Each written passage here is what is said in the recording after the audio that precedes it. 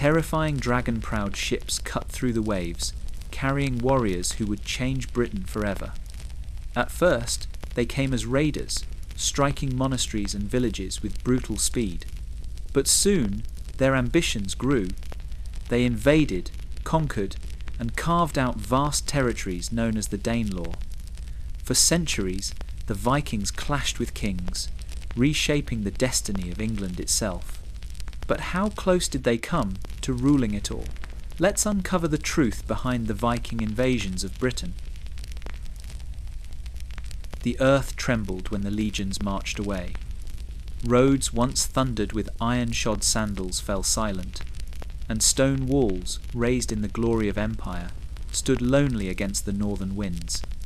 When Rome departed, Britain was left like a ship without its captain, drifting on restless seas. The fields that once fed soldiers now grew wild, the villas crumbled, and the native lords, long subdued beneath imperial banners, rose to carve their own dominions. Yet, even as these small kings bickered among themselves, a darker tide stirred beyond the horizon, one that would crash upon these shores with fire and steel, a tide remembered as the Viking invasions of Britain. In those years of fading empire, the land splintered. Romano-Britons clung to old customs, painting faded gods upon crumbling walls, while Brythonic chiefs fought for valleys and hills. Saxon warbands drifted over the sea like hungry wolves, settling the eastern meadows and pushing the Britons westward into misty mountains. There was no longer the order of Rome, only a patchwork of fragile thrones, each jealously guarded by men with swords of iron and hearts filled with suspicion. The air itself seemed heavier then, as though waiting. In smoky halls, feasts of roasted meat and coarse bread were devoured by quarrelsome lords, who mistrusted their neighbours more than they feared the strangers beyond the waves. A Viking child in distant Norway would have grown up on tales of this weakened island, its churches glimmering with treasures, its farmers rich in grain, its kingdoms too busy quarrelling to stand together. Even before the first dragon-prowed ships appeared, fate had set its mark upon Britain. The soil bore scars of forgotten strife. Abandoned towns, once thriving under Roman law, now echoed with the caw of ravens. Roads that had carried traders and soldiers crumbled into moss, their stones plundered to build rough walls around wooden halls. In the north, painted warriors still descended from the hills, while from the west, Irish raiders slipped across the sea. Britain was already bleeding when whispers of new marauders spread among the monasteries. A monk who scratched ink upon parchment at dusk might pause, wondering if tomorrow would bring not prayer but fire. And far away, across the storm-hardened sea, Viking men gathered in their halls, drinking from horned cups and boasting of plunder. The Viking food of smoked fish and salted boar was laid upon oak tables as their skalds sang of gods who demanded daring deeds. A Viking man would glance at his ship, carved with serpents and dragons, dreaming of distant shores where silver lay unguarded, and warriors soft with peace. For the land across the sea was rich, and its defenders were divided. Yet in Britain, the people did not see it coming. They quarrelled, they schemed, they built fragile borders of earth and stone, never knowing that beyond the horizon lay a storm greater than any they had endured. The Viking child in his cradle, lulled by the sound of the sea, would one day grow into the warrior who carried torch and axe ashore, striking terror into abbots, kings, and peasants alike.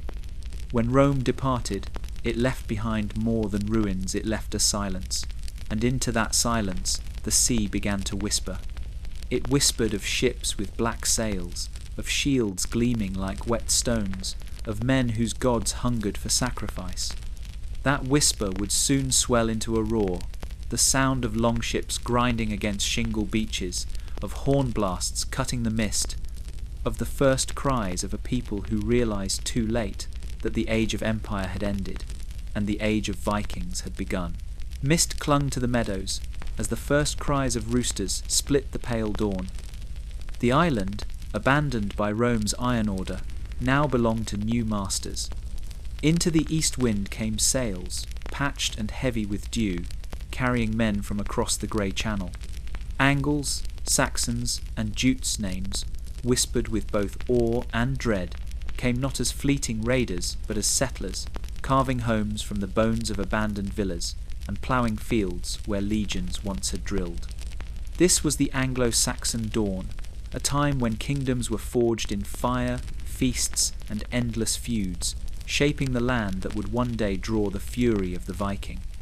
Their halls rose from timber and thatch, smoke curling from the holes in their roofs, carrying the scent of Viking food, yet to come roasted pork, honeyed mead, and coarse loaves pulled from clay ovens. Warriors sat by hearth fires, sharpening sea-axes, their blades glinting in the glow, while children played at shield games in the yard, smacking wooden boards together with the laughter of those too young to know that war was the marrow of life.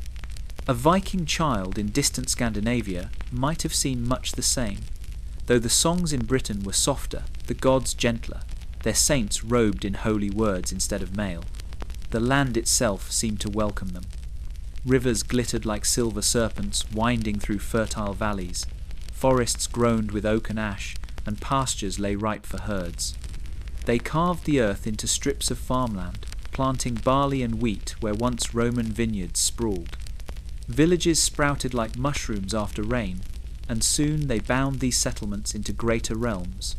Kingdoms with names that rang like iron upon stone: Wessex, Mercia, Northumbria, Kent. The Heptarchy, 7 crowns balanced uneasily, their kings eyeing one another with both kinship and suspicion. But peace was a rare guest at their tables. Saxon kings fought Saxon rivals, as eagerly as they fought. Painted Picts from the north, or Britons driven west into the mountains. Shield walls clashed in the mud, banners torn down and raised again, blood soaking into soil already rich with Roman bones. In the dark of night, when fires flickered low, a king's hall might ring with laughter and boasting, yet behind the boasting lay constant vigilance, for every feast might be the prelude to betrayal. Still, they endured, and more than endured, they thrived. From their poets came songs of loyalty and exile, songs that bound kin together in the face of a harsh world. From their forges came weapons that gleamed like firelight. From their fields came stores that filled granaries through the winter. And from their churches, growing more numerous with each passing year, came the sound of bells, fragile but steady, calling the faithful to kneel before Christ instead of Odin. Yet even in this dawn, shadows stretched across the horizon. The Anglo-Saxon dawn was not the end of strife, but the beginning of a longer story. For in the north, Viking men were watching, their ships already rocking upon cold fjords, their eyes drawn to the richness of Britain. While Saxon kings sharpened their swords against one another, a Viking man across the sea dreamed of gold chalices and jewelled reliquaries, of soft fields easy to plunder, of monks too feeble to resist. And so the dawn carried with it a promise bright with hope, yet edged with foreboding. The land was strong, its people fierce, its kingdoms proud.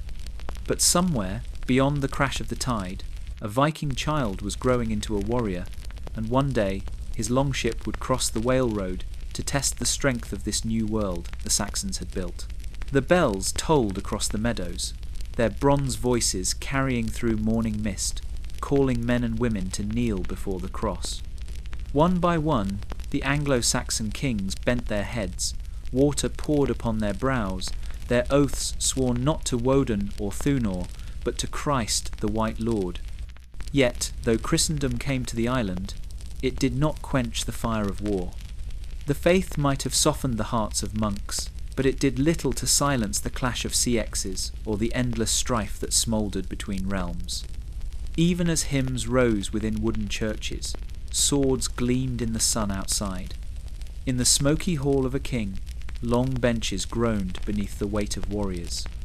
Viking food would not have been out of place here.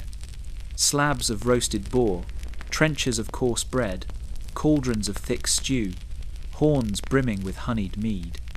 The warriors feasted with one hand and clutched their blades with the other, for the feast was only ever a pause between battles. A warrior might clasp his brother's hand tonight and face him as an enemy before the next harvest. The kings themselves ruled like storm clouds shifting, brooding, ever on the edge of fury. Northumbria glared south at Mercia. Mercia eyed the rich valleys of Wessex, while Kent sought to guard its shores against both sea raiders and neighbours alike. Alliances were as brittle as frost, and betrayals as common as rain.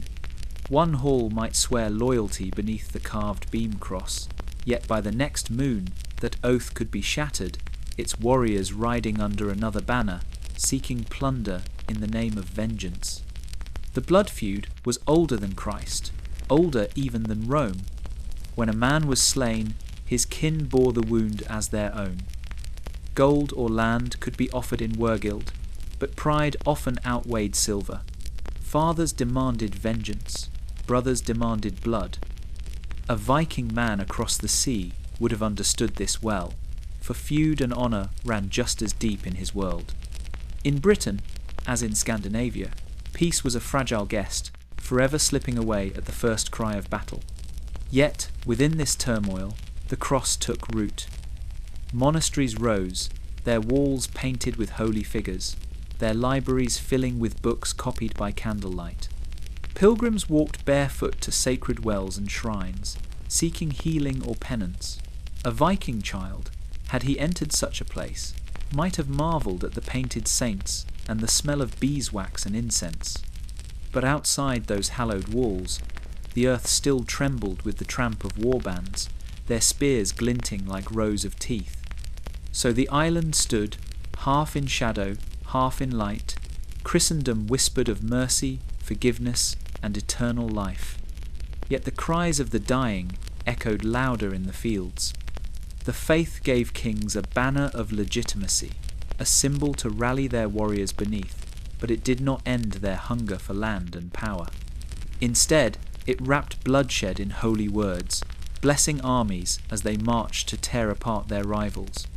The age was not one of peace, but of duality, psalms in the morning, slaughter by nightfall, and across the sea, Viking men prepared, their gods hungry, their ships restless. They watched this divided land with keen eyes, for they knew a kingdom baptized in holy water, but still drowning in its own blood, would be ripe for the coming storm. The land of the Midlands throbbed with power, for Mercia had risen like a wolf among lesser packs. From humble beginnings it grew, swallowing villages, binding tribes, until all the earth between the Thames and the northern hills bowed beneath its banners. At its height stood one man whose name carried weight like thunder, Offa, king of Mercia, whose shadow stretched across the island. This was Mercia ascendant, its spears unchallenged, its gold flowing like rivers, its might unmatched in Britain, yet its glory was but a candle burning before the storm of the Viking. Offa was no petty chieftain. He bore himself like a warlord from saga, his gaze sharp, his judgment heavy. When he sat in his great hall, the air shimmered with heat from the hearth fires, smoke curling upward to vanish among rafters strung with shields. Men feasted on heavy meats and bread thick with butter, drinking deep from horns of mead. This was food fit for warriors, not unlike Viking food rich, coarse, sustaining the men who carried spears for their king. Outside the hall, peasants bent their backs to the plough, their sweat paying tribute to the crown that loomed above them. But Offa's greatness was not measured only in halls or feasts. It was etched into the very earth. Along the borderlands with the Welsh, he carved a scar across the hills, a dike that rolled like a serpent through valley and wood. Mile after mile it stretched, a wall of earth and ditch, daring the western tribes to cross. It was not merely a boundary, it was a statement. No longer was Mercia a kingdom among equals.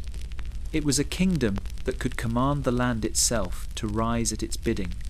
Warriors from every corner of Britain bent knee to Offa. Gifts from distant courts found their way to his treasury. Even across the sea, Frankish lords took note. exchanging letters and coin with this iron-handed king. His coinage bore his likeness in proud relief, silver pieces that shone in the market squares, proof of Mercia's reach and wealth. The people whispered that no king before had ever held such sway, and some wondered if even Rome's long-departed legions had been as mighty. Yet pride and might are ever fleeting. For all offers power, beneath the surface of Mercia's glory lay the same frailties that plagued every realm: envy among lords, ambition among heirs, grudges that no feast could settle. When the king's gaze fell away, his nobles schemed, their eyes hungry for land and title.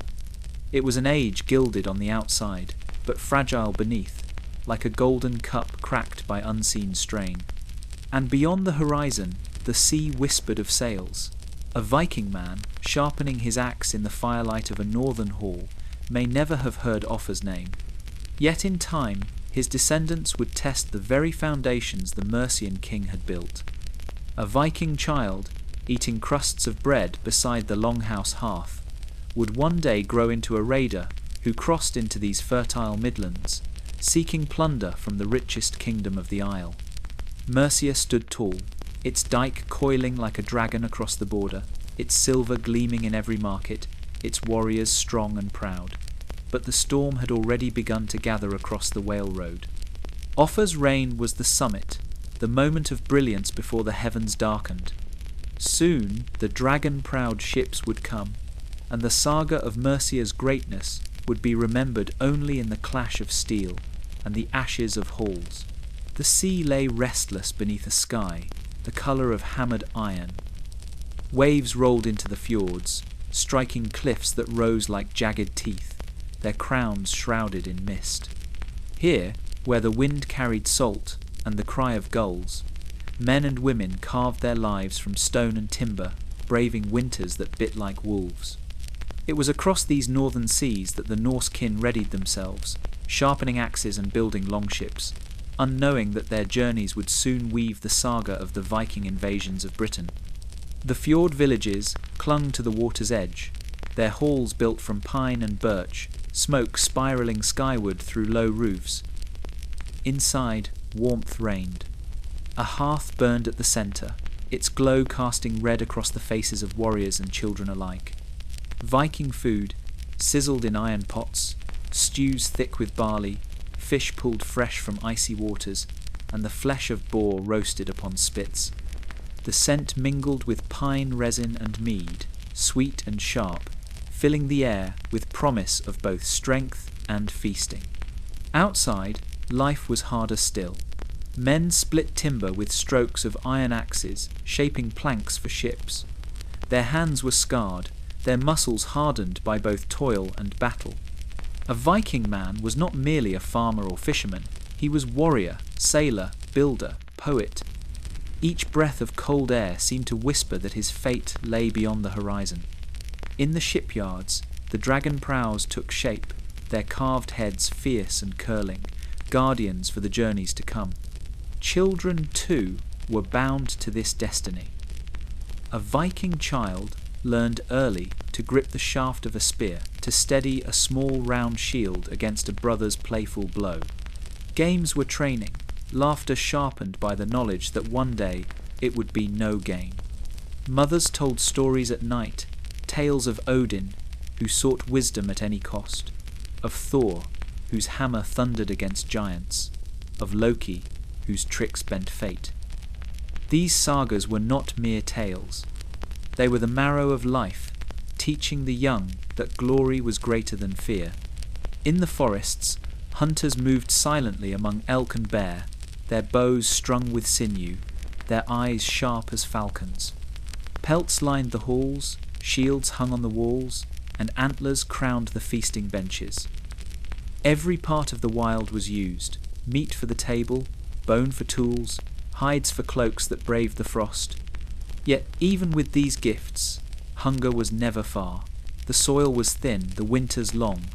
Many families knew the ache of emptiness, the lean months when even Viking food could not fill their bellies.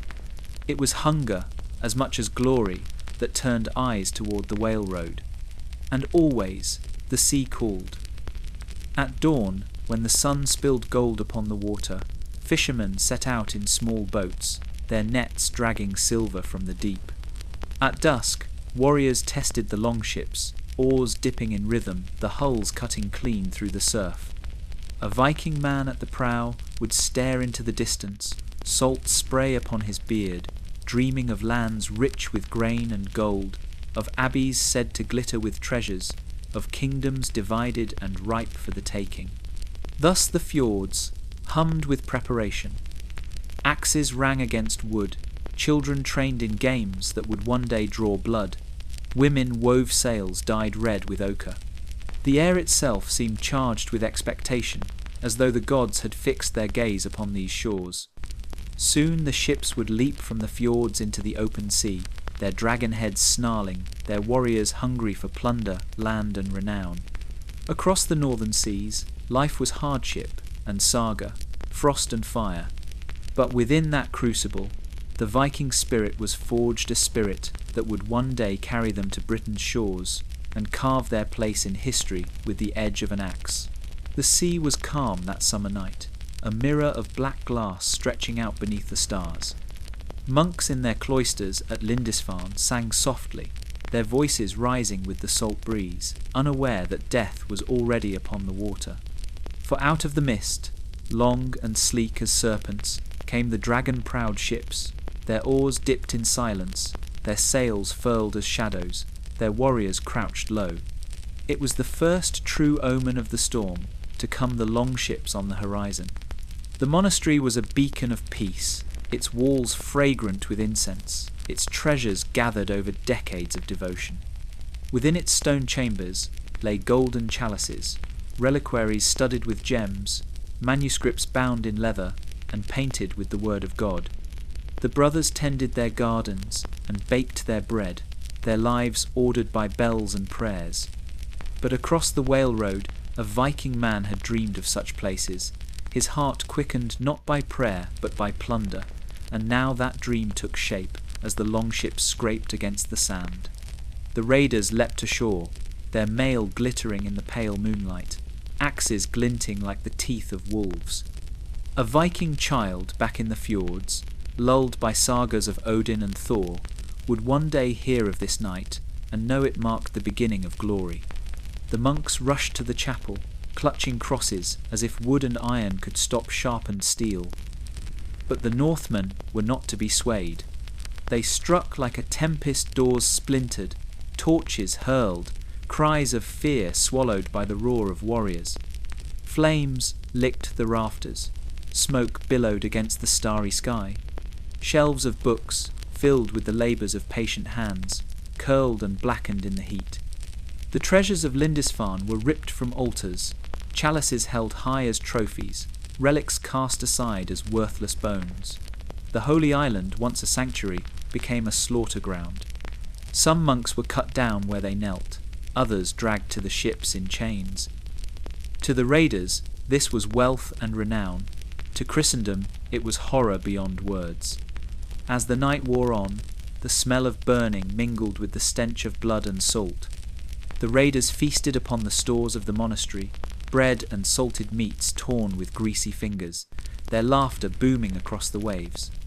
Viking food, stolen and devoured, seemed sweeter for being taken by the axe. When the dawn broke, Lindisfarne lay smouldering, its bells silent, its brothers slain or scattered, and the dragon prows had already vanished into the morning mist, carrying their plunder homeward. Word of the attack spread like wildfire.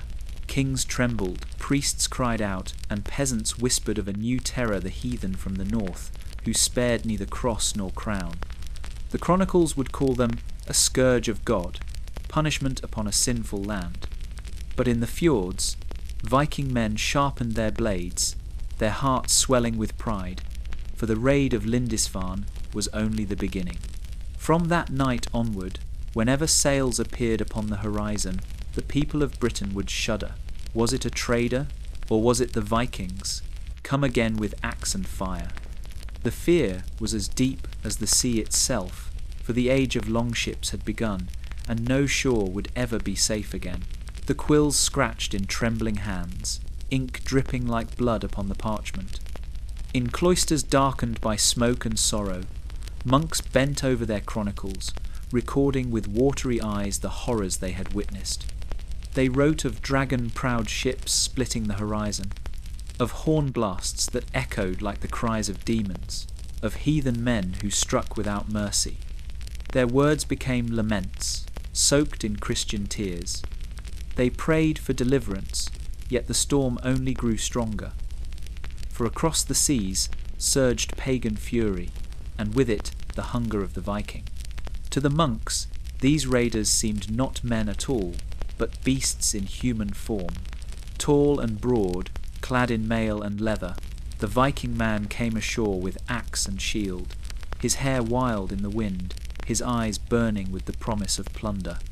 He sought not the blessings of the cross, but the favour of Odin, whose ravens circled battlefields, feasting on the fallen, and so the halls of Christ became the altars of slaughter. The raiders sought silver above all else, for silver was power rings for the arm, coins for the belt, treasure to bind oaths of loyalty. Chalices and reliquaries, priceless in the eyes of the church, were melted down without a thought.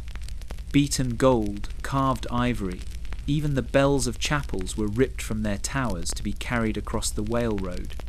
Yet silver was not the only prize. The Viking food of conquest was also flesh slaves dragged in chains, women and men alike, sold in the markets of Dublin and Hedeby, their lives exchanged for weapons, wine and cattle. There was a rhythm to the raids, savage and relentless. At dawn, sails appeared like dark wings on the horizon. By midday, flames devoured thatched roofs, and cries of terror rose to the heavens. By nightfall, silence hung heavy, broken only by the crackle of fire and the crash of waves against ships laden with plunder. Behind them, the raiders left ashes and broken bodies. Before them, they saw only glory. To a Viking child, watching his father return with silver chains and captives, the lesson was clear. The sea carried riches for the bold. In the monasteries, the monks struggled to understand. They wrote of martyrs, of brothers slain at the altar, their blood mixing with the sacramental wine. They wrote of holy relics defiled, of saints' bones scattered in the dust, and always they wrote of fear that the cross itself was powerless before the hammer and the axe. Their tears stained the pages, a lament that still echoes centuries later. Yet for the Norse, these raids were more than plunder, they were sacrifice. To spill blood, to take captives, to burn the halls of the Christ God was to honour the old powers. A Viking man, raising his sword above a cowering monk, believed he offered strength to Odin, courage to Thor, cunning to Loki. Victory was not only earthly wealth, it was a gift to the gods who walked unseen in wind and storm.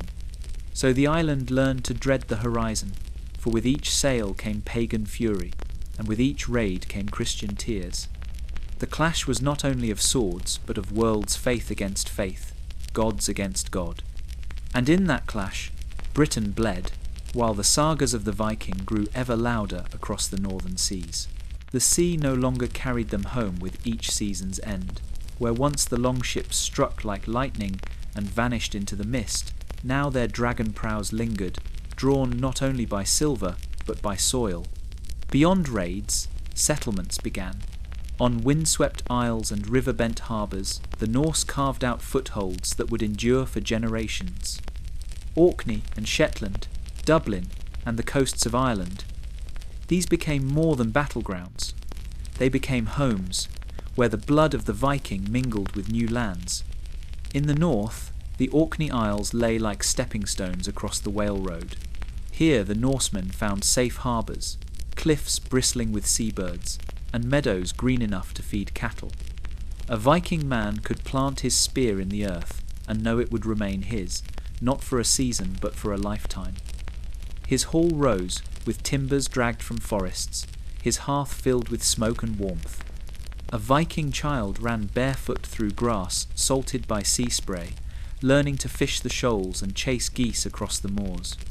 The sagas of raid and conquest were whispered in the glow of firelight, but now they mingled with songs of kin and land. Further south, Dublin grew from a simple encampment of tents and timber walls into a stronghold of power. Ships crowded its riverbanks, their keels heavy with furs, silver, and captives. The Norse built markets there, where the air smelled of sweat, salt, and iron. Slaves stood in chains as merchants bartered, their voices loud above the clamour of traders who had come from every corner of the sea.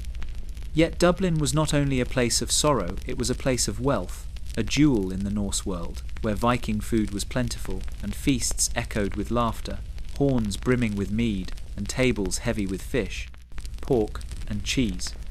Shetland, too, bore their mark. From its rugged shores, sails unfurled like wings, carrying war bands south to raid or west to hunt the whale. Families tilled narrow strips of earth, their homes crouched low against the wind, their lives hard but steady. A Viking man in Shetland was both farmer and seafarer, his life balanced between soil and sea. And always the horizon called, promising both peril and promise. These settlements were more than camps of raiders. They were bridges of kinship, where Norse blood mingled with local stock, where tongues blended and customs entwined. In Dublin, a Christian captive might find herself wife to a Norse warrior. In Orkney, a chieftain might take tribute from Pictish farmers. Stone churches rose beside timber halls, and though the cross and hammer were rivals, in the markets and homes of settlers, they often shared the same roof. Still, the heart of the Norse beat fierce. A settlement did not mean the end of war, it meant a staging ground. A Viking man sharpened his axe at dawn, kissed his wife, and rode into the mist, leaving behind children who grew strong in his absence. Each generation fed the next, until these footholds became kingdoms, and kingdoms became empires. Beyond raids, the Northmen had found permanence. The soil of Orkney, the rivers of Dublin, the cliffs of Shetland, all bore their footsteps. What began as plunder ended as possession, and from these settlements the saga of the Viking Age swelled, echoing farther than their ancestors had ever dreamed. The winter winds howled across the Whale Road, but the sea carried more than storms, it carried vengeance. In the year 865, sails darkened the horizon, not a handful as before, but hundreds, a fleet so vast that even the bravest warriors trembled to count them. The sons of Ragnar had come, and with them a coalition of sea kings, bound by oath, hunger, and fury. It was called by the monks the Great Heathen Army, but to the Norse it was simply destiny fulfilled, the saga of their fathers spilling into the blood of a new age. The tale was born in fire and cruelty. Ragnar Lothbrok, the wandering scourge, had met his end in a pit of serpents, cast there by King Ella of Northumbria. The sagas tell of his sons swearing vengeance so deep it burned in their marrow.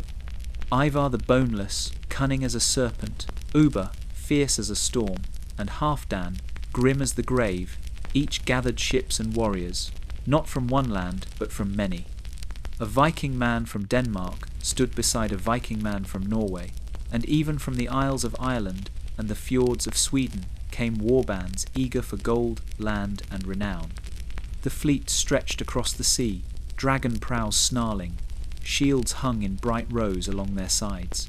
Fires burned in braziers upon the decks, warming hands that gripped axe and spear.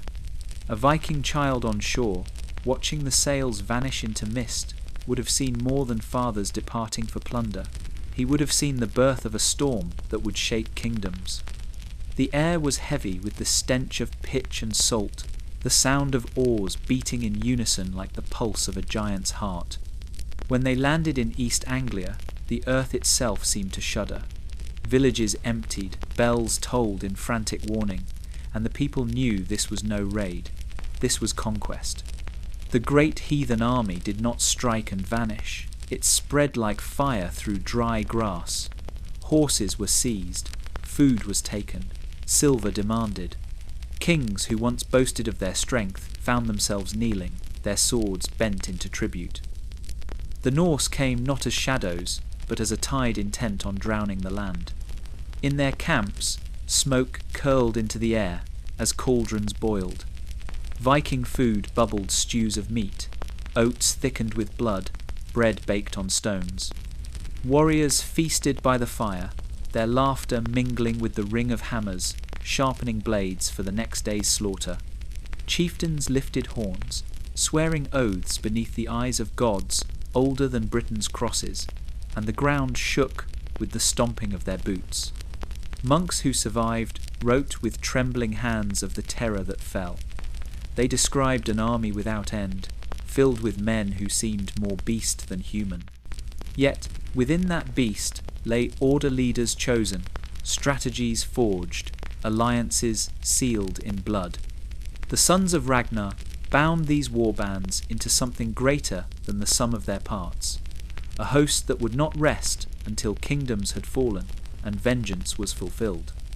Thus the great heathen army marched, carving its name into the heart of Britain. For the first time, the people understood this truth. The Viking was no longer a fleeting shadow upon the shore, but a conqueror who had come to stay. And from that year onward, no king could sleep without hearing, in the distance, the beating of oars and the growl of dragon prows upon the sea. The winter mist clung to the valleys of the north, heavy as a shroud. Northumbria, once proud and fierce, lay divided, its lords feuding, its kings bickering over crowns that slipped through trembling hands.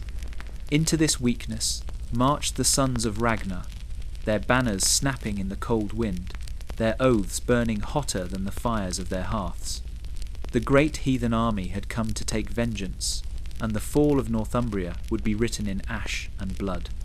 York, jewel of the north, crouched behind its old Roman walls, its streets crowded with traders, priests, and peasants alike. The bells of its churches tolled with the dawn, but their chimes were drowned by the sound of horns rolling across the land. Dragon-prowed ships had already choked the rivers, and from them poured Viking men hardened, scarred, clad in mail and leather. They marched with shields locked and axes glinting, their voices rising in thunderous chants. Behind them trailed captives and wagons of plunder. Ahead of them lay conquest. King Ella, whose hand had cast Ragnar to the serpents, rallied what forces he could, but his army was brittle, hastily gathered, its heart divided by rival claims. Farmers pressed into service, clutched spears with trembling hands, while lords muttered of betrayal. Still, they took the field before York, determined to bar the gates. Yet when the shield walls met, it was as though oak had struck against iron. The Viking man swung his axe with grim purpose, each blow a prayer to Odin.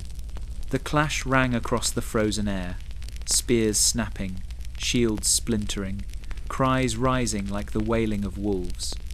The Danes surged, cunning as much as brutal. They feigned retreat, drawing Ella's men into pursuit, then turned with a fury that shattered their line. Within hours, the fate of Northumbria was sealed. The gates of York burst open, its defenders cut down in the streets, its churches looted and burned. Flames licked the sky as warriors dragged treasures into the snow chalices, silver crosses, jewelled reliquaries, all melted into spoils for the sea kings. Viking food was taken from storerooms, bread and salted meats, devoured as raiders laughed among the ruins, their victory feast mingling with the stench of smoke and blood. And then came Ella's reckoning. The sagas whisper that the sons of Ragnar seized him alive, dragging him before the host. They looked upon the man who had slain their father, and their voices rose in judgment. What followed was vengeance, as only the Northmen knew it, swift, merciless, unforgettable. Whether the tales of the Blood Eagle be truth or terror, the chronicles agree. Ella's life was ended with cruelty enough to echo across the ages. His crown shattered, his kingdom undone, Northumbria bent its knee beneath the Danes. A Viking child in far-off Norway would one day hear the tale of York's fall and Ella's death, told with pride by skalds in smoky halls. To him, it was not mere history, but a saga of honour repaid, a lesson in vengeance and glory. To the monks who recorded it in trembling script, it was a nightmare, proof that even kings could be torn down by the heathen tide. So Northumbria fell, and with it a pillar of Britain's strength. The walls of York, once a symbol of Roman order and Saxon pride, now echoed with the voices of Viking rulers. And the land, scarred by fire and fear, learned that no kingdom was safe when the sons of Ragnar brought their fury across the sea. The smoke of burning villages curled into the skies of the Midlands, carrying with it the cries of the broken. Mercia, once the wolf kingdom that ruled with a heavy hand, now quivered like prey before the hunter's gaze. From the east, the great heathen army swept inland, their ships having delivered not raiders but conquerors. And now, Nottingham lay in their path, a jewel of the Trent Valley, its walls strong, its fate uncertain. This was Mercia on the brink, caught between paying tribute and facing ruin. The longships had delivered their cargo of fury months before. Viking men marched beneath banners stitched with ravens, their shields flashing as they advanced across frozen fields. They came not in scattered bands, but as a host, bound together by oaths sworn to Ragnar's sons and the gods themselves. Their camps ringed with spears rose around Nottingham, fires crackling in the night, the air heavy with the scent of sweat, tar, and roasted meat. Viking food simmered in cauldrons, stews thick with oats, salted pork sizzling, fish drawn from the river. The warriors feasted with laughter, their voices carrying over the walls like a song of doom. Inside the town, Mercian hearts faltered. King Burred, once proud, paced his hall with eyes hollow from sleepless nights. He knew his levies were no match for the horde outside the gates. Farmers pressed into arms gripped their spears too tightly, their courage already drained by the thunder of Norse war horns. Priests prayed without ceasing, their voices cracked, their hands clutching relics as if bones of saints could hold back the storm. Mothers hushed their children in the shadows, whispering that dawn would bring deliverance, though they knew dawn might bring fire. The siege tightened day by day. The Danes hurled insults and spears, their drums echoing against the frozen air. Viking men scaled earthworks, probing for weakness, while others tunneled at the base of the walls, their axes ringing against stone. At night, the glow of their watchfires was endless, stretching into the hills like a second horizon. A Viking child wandering between tents would hear the songs of skalds, tales of Ragnar's vengeance, and know that he stood amid an army destined to carve kingdoms from foreign soil. Mercia looked for aid, and Wessex answered. West Saxon levies, weary but resolute, marched north to join their neighbours. Together they ringed Nottingham, their banners fluttering in the cold wind, facing the Danes across the fields. Yet the clash never came. The Viking host held firm behind Nottingham's walls, their laughter mocking the armies arrayed against them. Neither side dared strike, for winter pressed hard, and hunger gnawed at both armies. In the end, gold spoke louder than steel. Tribute was offered chests of silver, food, and horses, enough to sate the heathen for a season. The Danes accepted, their leaders grinning like wolves with bloodied jaws. For them, it was not surrender, but strategy. Each coin was a promise that Britain bled, each payment a sign that kingdoms would bow. And so the Vikings withdrew, richer and emboldened, while Mercia staggered beneath the weight of its shame. Its people had survived, but survival came at the cost of pride. A Viking man sharpened his axe on the banks of the Trent and smiled, knowing he would return. For tribute was only the beginning, and Mercia's ruin had only been delayed, not denied. The frost clung thick upon the fields, crunching beneath the boots of weary men as banners snapped in the bitter wind. Wessex, last bastion of Saxon strength, now stood in the shadow of fire and ruin. The great heathen army had swept through kingdoms like a storm across the sea, and now their spears glimmered against the southern hills. It was here that Egbert's heirs took their stand, and through blood and prayer, Alfred began to rise. This was Wessex tested, where the fate of all England balanced on a knife's edge. The Danes had seized Reading, a stronghold upon the Thames, and from its ramparts Viking men jeered at their foes. Their camps spread wide beyond the town, fires burning day and night, cauldrons boiling with Viking food, barley thickened with pork, steaming stews of fish and onion, the spoils of English fields stolen to feed the invaders. Their laughter rolled across the frost-bitten air, a mockery to the Saxon levies gathering in the countryside. Horns blared at dawn, drums thudded at dusk, and the ground shook with the stamping of their war dances. Into this storm marched King Ethelred of Wessex, burdened by the weight of his crown. Beside him strode his younger brother, Alfred, still untested, his eyes bright with both fear and fire. The Saxons arrayed themselves in shield walls, farmers turned warriors, their hands blistered around spear shafts. They had come not for glory but for survival, for behind them lay villages and kin, and beyond them nothing but ruin. At Reading, the clash came sudden and fierce. The Danes poured from their ramparts, axes and swords flashing, their shields rattling like thunder. The Saxons met them in the field, the air filled with the roar of men and the shriek of steel. A Viking man cut his way through the ranks, his axe splitting shields as though they were kindling. Blood soaked into the frozen earth, and the cries of the dying mingled with the chanting of priests who walked among the lines, lifting the cross as spears fell around them. By day's end, the Saxons faltered, driven back, their dead scattered across the field. Yet Wessex did not fall. Days later, upon the high ridges of Ashdown, the armies met again. The mist clung thick as a shroud, blinding both Dane and Saxon, until the sun broke suddenly upon the hilltop. Alfred, finding his brother delayed in prayer, seized the moment. With the fury of youth, he led his men uphill, shields locked, voices raised in desperate defiance. The shield walls clashed, and for hours the battle swayed like a ship in storm. Viking men howled their oaths to Odin, while Saxons fought with prayers to Christ. Spears shattered, swords dulled, the hillside turned to mire beneath the weight of blood. At last, the tide turned. Alfred's charge broke the Danish flank, and the raven banners wavered. Ubba's warlord fell beneath Saxon steel, and the host began to reel backward, their cries filling the valley. Though victory was not complete, it was enough. For the first time, the heathen had been thrown down in open battle, and Alfred's name began to burn upon the lips of men.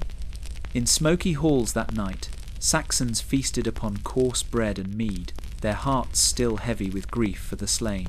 Yet hope flickered there, fragile but bright. A Viking child across the sea would one day hear of Ashdown, told not as a tale of conquest but of resistance. Wessex had bent, but it had not broken.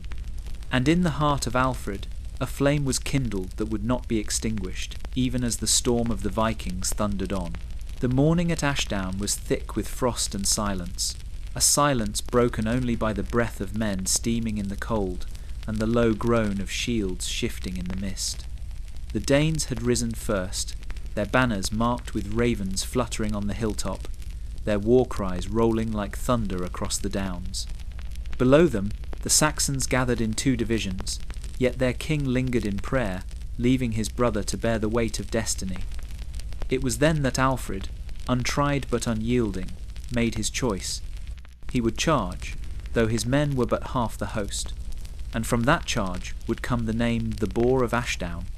The field lay veiled in grey mist, so thick that a man could scarcely see the face of his comrade. Yet from the heights, horns blared and war drums beat, and down the slope thundered the Viking men, their shield wall a living beast of iron and oak. Their axes gleamed like the teeth of wolves, their voices roaring oaths to Odin and Thor. Among them, a Viking man grinned behind his helm, eager for the kill, while another gnawed bread and dried meat, Viking food swallowed quickly before battle, fuel for slaughter. Alfred's heart hammered like a smith's hammer upon the anvil. With no time to wait for Ethelred's prayer to end, he raised his sword and cried out to Christ, then to his men. They surged forward, shields locked, their spears bristling like a forest of thorns. The clash was thunderous, two walls of flesh and iron, meeting with a sound like the breaking of mountains. Spears shattered, shields split, men fell screaming, trampled beneath the weight of their kin.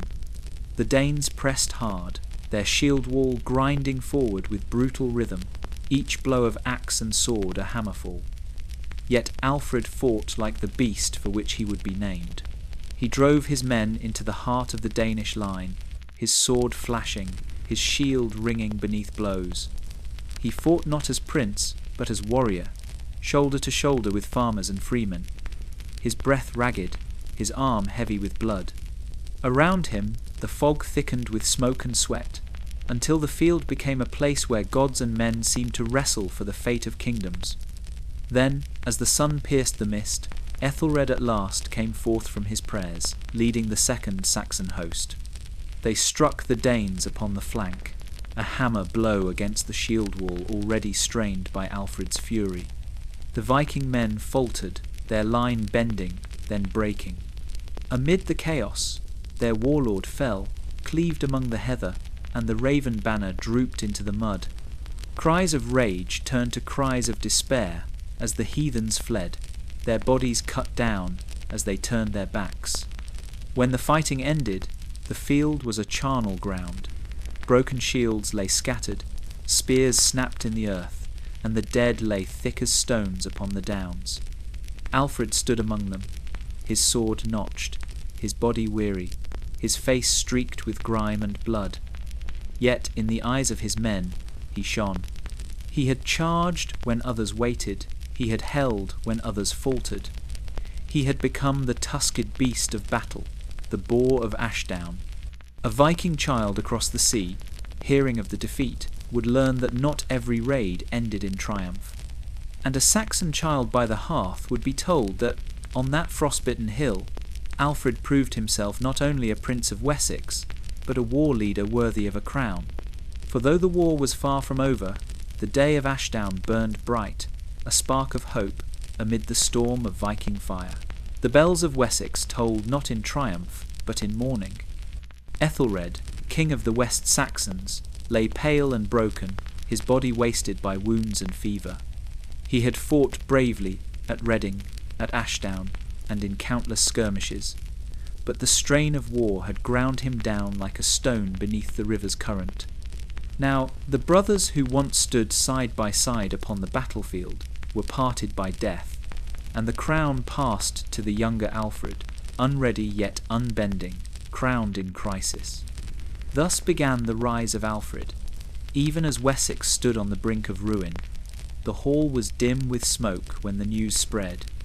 Warriors laid down their drinking horns, their laughter stilled. Women wept, their hands clasped tight around wooden crosses.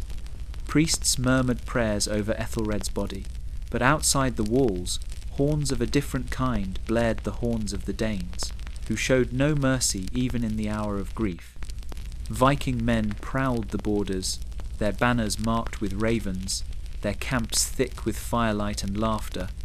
In their cauldrons boiled Viking food meats stolen from Saxon fields, oats and fish thickened into stews that fed their endless appetite for war. Alfred stood in the shadows, his heart heavy with sorrow and dread. He was no stranger to battle, but he was still young, and the weight of kingship pressed upon him like an iron crown. Around him, the lords of Wessex muttered some doubtful, others defiant. Could this younger brother bear the burden that had broken Ethelred? Could he keep the realm from shattering like Mercia and Northumbria before it? The Danes wasted no time in testing him. From their strongholds they rode swift and cruel, plundering villages, burning fields, dragging captives back in chains. A Viking man, axe upon his shoulder, laughed as he strode through Saxon halls heavy with smoke, while children screamed and fled into the woods. A Viking child far across the sea would one day hear these tales told with pride, sagas of how the heathens brought kings to their knees. But for the Saxons, it was despair made flesh. Yet Alfred did not falter. On the day of his brother's burial, as the priests intoned solemn hymns, he stepped forward before the gathered warriors. His voice rang out above the chants, and weeping, "Wessex shall not fall while I draw breath. We are Christ's chosen, and we shall endure." In that moment, the men who had doubted him felt their hearts stir. He was no longer only a prince, he was the shield of his people, the boar of Ashdown, and now the crowned lord of Wessex. The coronation was hurried, the oil anointed, the crown laid upon his head, while the echoes of battle still hung in the air. Alfred rose not in peace, but in war, his throne surrounded by ashes, his kingdom a single torch flickering in the storm. Viking men watched with hungry eyes, certain that the end was near. Yet, in the marrow of Wessex, something hardened. Alfred was young, but he bore the fire of kingship, and though the wolves circled, he would not yield. Thus, with the death of brothers, a new chapter opened. The rise of Alfred was born not in triumph, but in trial, a crown forged in grief and tested by fire. And from that moment, every Viking horn that sounded across the hills was not only a threat, but a challenge. One that Alfred swore he would answer with steel and with faith. The winter winds howled across the wetlands, but deep within the tangled heart of Somerset, a fugitive king kindled his fire. Alfred, once lord of halls and armies, now crouched among reeds and bog, his throne reduced to a mound of earth, his kingdom to a band of weary men.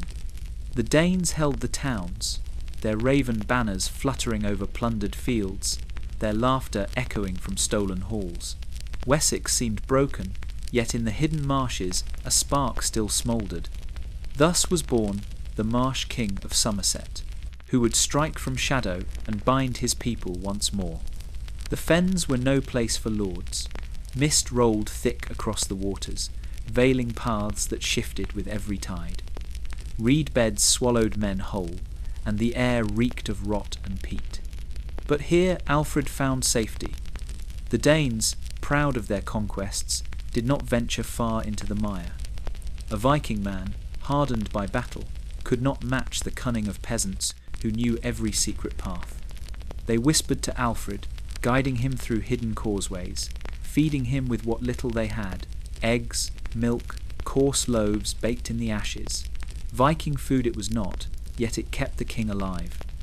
Around him gathered the remnants of his people, warriors scarred by defeat, farmers driven from burned homesteads, priests who carried relics wrapped in cloth. By night, they sharpened their spears and swore vengeance. By dawn, they slipped from the marshes like wolves, falling upon Danish scouts, seizing horses, burning outposts. The land trembled with the return of defiance. A Viking child in the far north, sitting by the hearth as his father spoke of Britain, would one day hear of this strange king who ruled from the swamps, and know that even in ruin, the Saxons had not yielded. The stories say Alfred lived like any man among his followers, his crown hidden, his cloak patched, his hands blistered from toil. He prayed by candlelight, yet he also laughed with his men, listening to their tales, sharing their hardships. In one tale, he nearly let Viking food bread offered by a peasant woman burn in the fire. So lost was he in thought of war. She scolded him, not knowing she chided a king, and Alfred bore it humbly, for he had learned that a realm is built not on pride but endurance. From Athelney, his island refuge, Alfred sent out word in whispers and secret messages. Across the shires, men began to stir. In Somerset, Wiltshire, and Hampshire, the fyrd was raised anew. Farmers who had buried their swords now drew them again, answering the call. The marshes, once a prison, became a forge, shaping an army from despair. The Danes feasted in their stolen halls, drunk on victory, but the Marsh King watched. He waited, silent as the reeds, until the moment would come to strike. And when he struck, it would not be as a hunted man, but as the heart of England reborn. For in the bogs of Somerset, Alfred had found not only refuge, but the strength to rise again against the Vikings who thought him finished. The spring air at Edington was heavy with the scent of damp earth and sweat. The fields churned to mire beneath the tread of armies. From the hills, the raven banners of the Danes rippled in the wind, their warriors arrayed in grim silence, axes and swords gleaming with the promise of blood. Across the valley, the Saxon host gathered around their king, their shields scarred, their spears ragged, their hearts bound by desperation. Alfred stood among them, no longer the hunted fugitive of the marshes, but a leader reborn in fire and trial. This was Edington, the turning tide, where the fate of Wessex and of all Britain would be decided. The clash began with a roar that shook the sky. The Danes surged forward, their shield wall a snarling beast of wood and iron. A Viking man at the front bellowed an oath to Odin, driving his spear into the Saxon line. Another swung his axe in sweeping arcs, carving blood from flesh and shield alike. Behind them, their warlords shouted, urging them onward with promises of plunder and glory. The ground shook beneath the weight of their advance, the sound of shields colliding echoing like thunder across the downs. Alfred's men held firm. Shoulder to shoulder, shield against shield, they braced as the storm broke upon them. Spears jabbed through gaps, swords thrust forward, and the air was thick with the cries of the wounded. Alfred himself strode through the ranks, his sword flashing, his voice rising above the chaos. Stand fast, for Christ and for Wessex. His presence was fire in the hearts of his men, and where the line wavered, he steadied it. The battle raged for hours, neither side yielding. Viking food, hastily eaten at dawn, sat heavy in the stomachs of the Danes as the sun climbed higher, burning away their strength. The shield walls ground against one another, sweat and blood mingling on the trampled grass. A Viking child far across the sea would one day hear of this day, when his fathers fought like wolves, and yet were driven back by men who refused to yield. At last, Alfred saw the moment. With a cry, he led a charge, his warriors pushing with renewed fury. The Danish line buckled, then broke. Panic spread as the Saxons surged forward, driving the Danes from the field. Guthrum and his men fled to their fortress, but Alfred would not let them rest. He ringed the stronghold with his host, cutting off food and water, pressing them into hunger and despair. For 2 weeks the Danes endured, their laughter gone, their strength withering. At last Guthrum bent to what no Viking man ever thought he would, peace on Alfred's terms. He offered hostages, he swore oaths, and he agreed to the unthinkable, baptism into the faith of Christ. At Wedmore, Guthrum knelt, water poured upon his head, the cross traced upon his brow. Alfred himself stood as godfather, binding heathen king to Christian lord. Thus the tide turned, Wessex endured, its king now a symbol of defiance and faith. The Vikings would raid again, but never would they break Alfred. At Edington, shield had met shield, gods had clashed with God, and the Saxons had prevailed. The land still bore scars of fire and war, yet in that moment a realm was secured, and the legend of Alfred, forged in blood and belief, began to shine across the ages. The land still reeked of smoke and blood after Edington, yet Alfred did not rest. He knew the Danes would come again, as certain as the tide returned to the shore. Victory alone could not guard Wessex. To endure, the kingdom needed roots sunk deep into the soil, walls that would not bend, and men who could rally before the storm. So the king turned from the sword to the spade, from battlefield to building ground, and laid the foundation of a new order. This was the age of burhs and boundaries, when Alfred reshaped England's defences forever.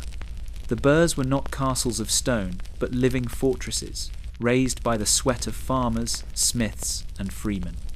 Earthen ramparts rose high, ditches were cut deep, timber palisades lashed together, towers erected where watchmen might scan the horizon for sails. Each burh stood at the heart of its shire, placed with cunning upon rivers, roads, and trade routes. Alfred's mind, honed in hardship, mapped the land like a chessboard, every stronghold a piece to guard the king's realm. Within these walls, life took on new rhythm. Markets bustled beneath the shadow of ramparts, traders crying out their wares, honey, wool, salt, and iron. Smiths hammered at anvils, sparks leaping into the air as they forged spearheads and ploughshares alike. Women spun wool and baked bread, their voices carrying in song. A Viking man, if he stumbled upon such a place, would not see a village ripe for plunder, but a fortress bristling with defiance. For every burh housed not only hearths and families, but warriors ready to rally at the first sound of horn. Food stores lined the halls, granaries filled to bursting. No longer would the Saxons scatter like chaff at the first raid, their strength withering in hunger. Within the burhs they stockpiled grain, salted meats, and cheese, the bounty of fields now guarded by walls. A Viking food cauldron, simmering in the camps beyond, might feed a raiding band for a night, but Alfred's burhs promised survival for years. Children, too, learned to live with walls.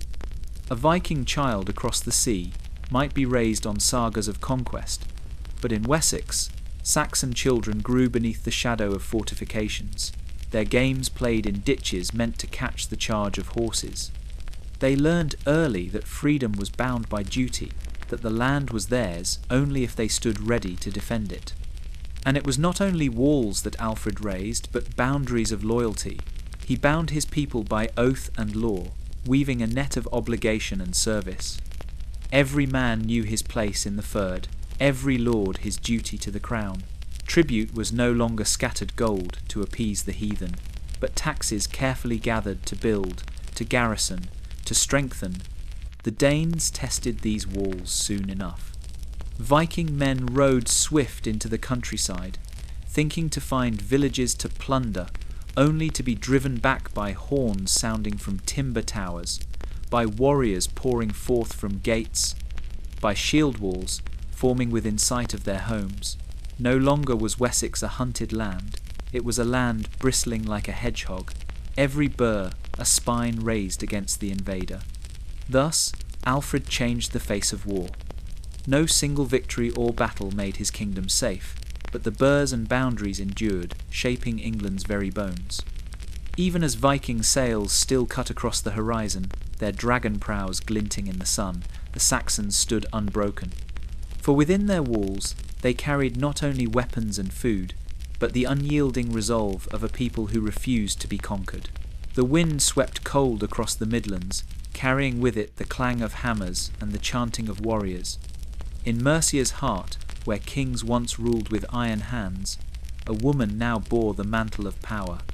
She was Ethelflad, daughter of Alfred, widow of a Mercian lord, and in her veins burned the blood of kings. The people called her the Lady of the Mercians, and under her command walls rose high, swords were sharpened, and the land stood proud against the storm of the north. Mercia had been broken, humbled by Viking men who carved its fields and plundered its towns. Nottingham, Leicester, Derby, the names had rung with fear as raven banners fluttered above their gates. But Ethelflad did not yield. Where others bent to tribute, she answered with stone. Burhs sprang up at her command, each one a fortress of earth and timber, each a beacon of defiance. Her masons cut ditches deep, her smiths forged spearheads in endless rows, and her warriors drilled beneath her stern gaze.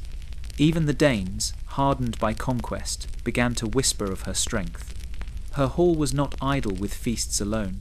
Though Viking food had often filled her enemies' bellies, pork sizzling, cauldrons of barley stew, bread stolen from Saxon ovens. Ethelflad's own warriors ate in silence, their eyes fixed on her as she spoke of duty and vengeance. Her voice carried like steel across the benches. We will not be ground into dust. We will meet them in field, in street, in hall. We will take back what was lost. And she did. At Derby, her men clashed with the heathens, in streets slick with blood, her banner of the cross rising high above the smoke. At Leicester, her walls bristled with spears, the Danes forced to bow before her strength. The chronicles tell of her sending war bands north to snatch York from Viking hands, though fate denied her that final prize. Still, her march of victories made her name as feared as any warlord's. She ruled not only with sword, but with shrewdness. A Viking man who fell into her power might find no mercy, yet his wife and child could be spared, bound into Mercian households, turned from foe to kin. She knew the land must be healed, not only defended. Tribes who had long resisted Saxon overlordship bent willingly beneath her, for they saw in her not weakness, but strength tempered by justice. Children grew beneath her reign, knowing a different kind of power. A Viking child, hearing of her from skalds across the sea, might laugh that a woman could lead warriors. Yet the Saxon child, watching Ethelflad ride through the gates in armour, saw no jest but destiny proof that the gods of old had not the only claim to valour. The Lady of the Mercians reigned with a hand firm as iron, and a heart bound to her people. Where her father had saved Wessex with faith and fortresses, she carried Mercia upon her shoulders, turning grief into defiance, ruin into resolve. And when the Danes looked upon her lands, they no longer saw spoils but stone, no longer weakness but a shield. Thus the saga of Ethelflad lived on not as daughter, not as widow, but as the lady who made Mercia breathe again, even as Viking horns still echoed across the horizon. The land between the rivers groaned with the weight of war, for there lay the 5 burhs, Derby, Leicester, Nottingham, Stamford, and Lincoln. Each was a jewel of the Midlands, each a gateway to the heart of England, and each a prize fought over by Saxon and Dane. The fields around them were trampled into mud, the rivers choked with corpses, the walls blackened by fire. To hold one was to command the land, to lose one was to bleed. It was here that destiny clashed, where the banners of the cross and the raven rose against one another like storm clouds colliding. Derby was first to feel the fury. Its streets rang with the tramp of boots as Viking men stormed its gates, their axes cleaving shields, their voices raised in savage oaths. A Viking man tore bread from a Saxon's oven, shoving it into his mouth with laughter while smoke curled above the town. Yet the Saxons struck back with grim resolve, their spears flashing in the narrow alleys, their cries of Christ piercing the heathen roars. Derby changed hands in blood, its stones drinking deep of both peoples. At Leicester the air stank of fire and fear. The Danes, long entrenched, poured boiling pitch upon attackers, their arrows singing through the air. Viking food simmered in cauldrons behind the ramparts' meat stolen from Mercian fields, oats thickened with blood. But Ethelflad, the Lady of the Mercians, brought her warriors against the walls. Her men scaled ladders beneath storms of stone, their shields splintered, yet still they climbed. The Danes, who once feasted proudly in Leicester's halls, felt the weight of her wrath and yielded, the raven banner torn down. Nottingham, the city by the Trent, was no stranger to siege. The Danes had made it their nest, ringed with earthworks, its streets thick with their families.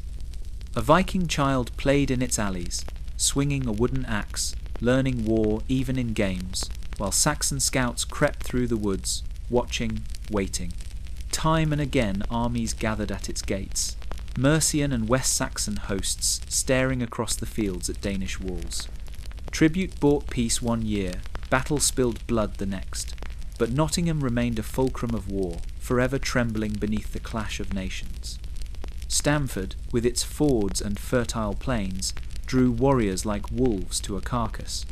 The Danes fortified it, their ships lining the river, their traders filling its markets with silver and slaves.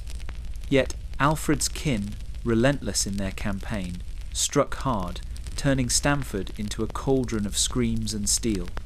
Viking men, their arms scarred from endless battle, fell in droves, their bodies cast into the river that had once carried their ships. Still, Stamford endured, its walls rebuilt, its fires rekindled, its fate never certain. And then Lincoln, proud among the 5, its Roman stones still standing tall. Here, Saxons and Danes met in battle as if the very earth demanded blood.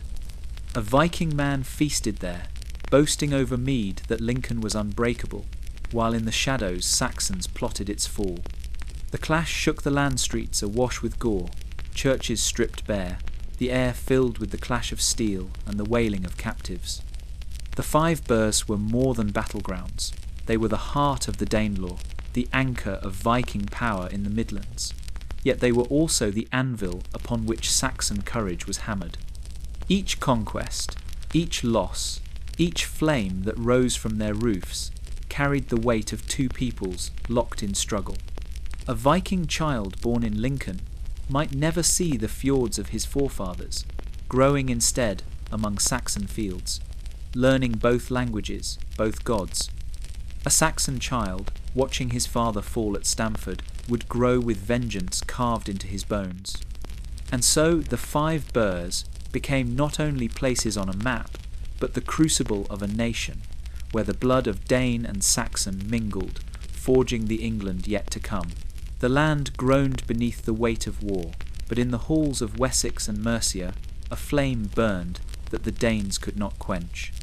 It was not the fire of a single king, nor the boast of a lone warlord, but the bond of blood between a brother and a sister, Edward, son of Alfred, and Ethelflad, the lady of the Mercians. Together they carried the cross against the raven banner, step by step driving back the heathen tide. Where Viking men had once feasted in stolen halls, now Saxon steel and Mercian stone rose in defiance. Edward was slow and deliberate, the builder of walls and the gatherer of armies.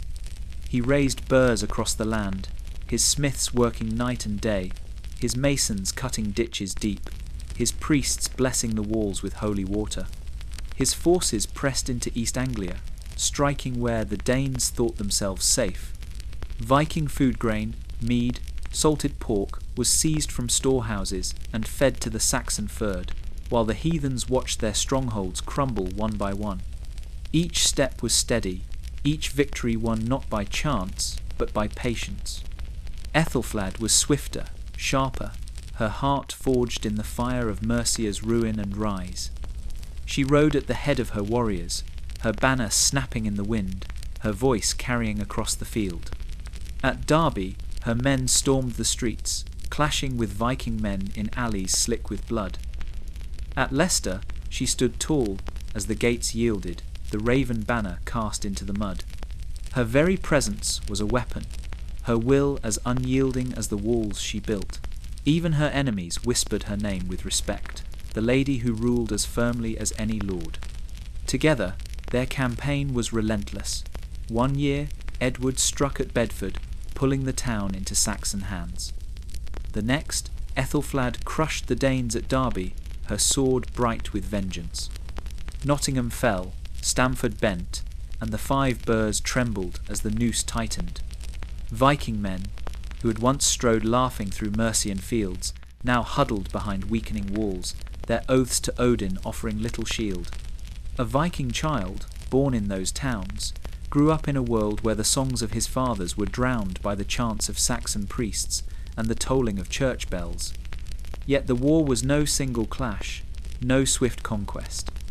It was years of grinding struggle, of smoke rising from farms, of swords clashing in meadows, of families fleeing from one lord to another.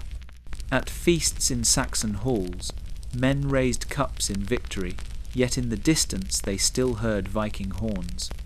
At night, Edward and Ethelflad, planned by candlelight, brother and sister, united in purpose, though ruling separate thrones.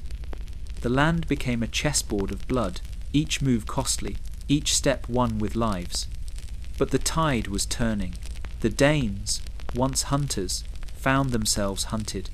Where they had come to carve kingdoms, now they clung to shrinking scraps of land.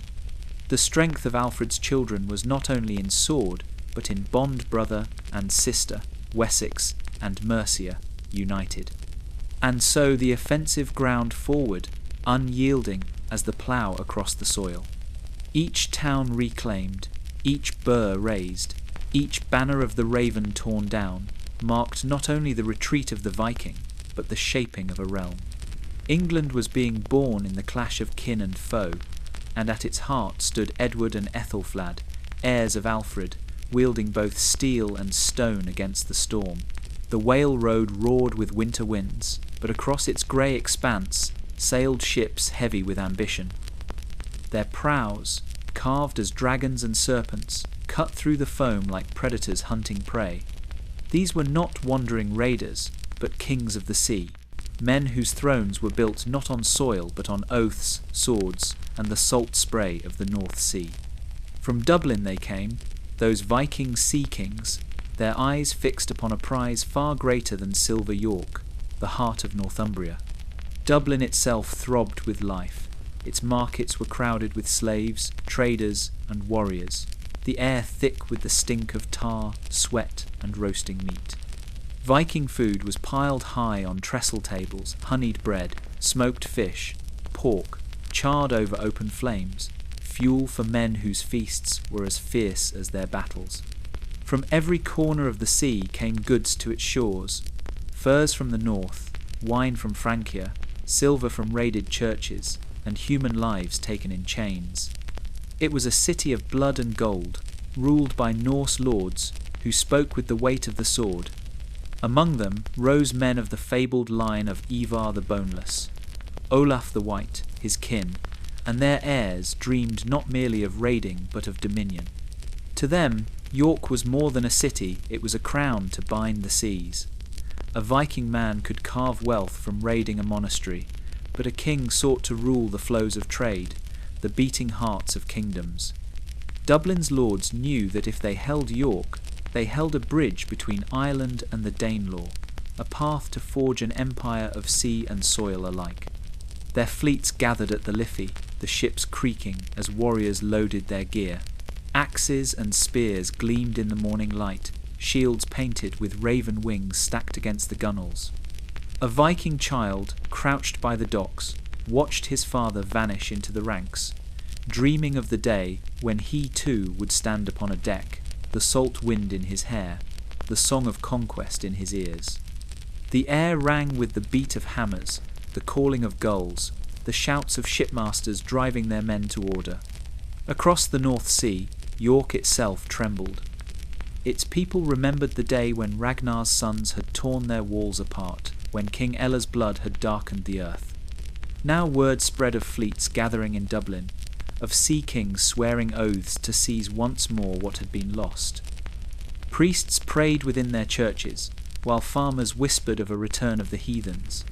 For the Viking kings, it was more than vengeance, it was the weaving of power across waters. Dublin gave them wealth and warriors, but York would give them legitimacy, a throne of stone to match their throne of waves. Together, they dreamed of a realm where the Whale Road was their highway, where tribute flowed from Britain to Ireland, and their children ruled from both halls and harbours.